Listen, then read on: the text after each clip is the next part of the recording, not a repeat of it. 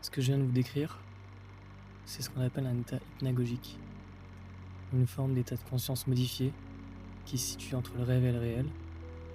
Et même si ça peut paraître fou, c'est bien un phénomène neurologique qui existe.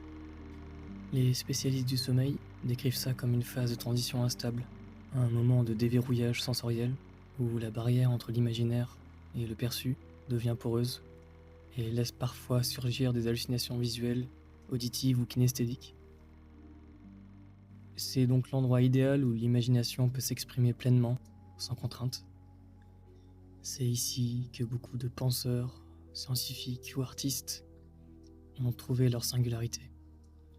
De Edgar Allan Poe à Kafka, en passant par Einstein, ils ont tous affirmé qu'ils utilisaient cet état transitoire pour capturer les fulgurances de leurs esprits. Et personnellement, il m'arrive aussi régulièrement d'explorer cet interstice dimensionnel aux propriétés étranges. Ça m'arrive souvent tard le soir, quand j'arrive enfin au bout d'une insomnie éprouvante et que je sens consciemment le voile des rêves qui se dépose sur mes perceptions, ou bien au contraire tôt le matin, pas totalement réveillé, alors que j'oscille d'un pas fébrile entre les deux mondes.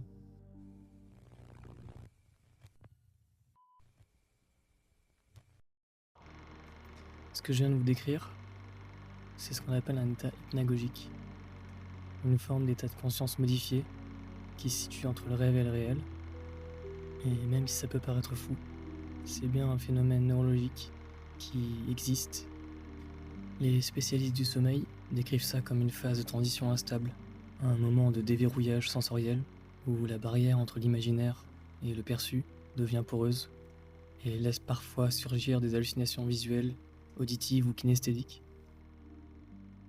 C'est donc l'endroit idéal où l'imagination peut s'exprimer pleinement, sans contrainte.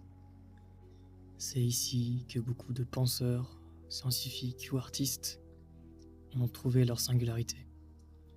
De Edgar Allan Poe à Kafka, en passant par Einstein, ils ont tous affirmé qu'ils utilisaient cet état transitoire pour capturer les fulgurances de leurs esprits.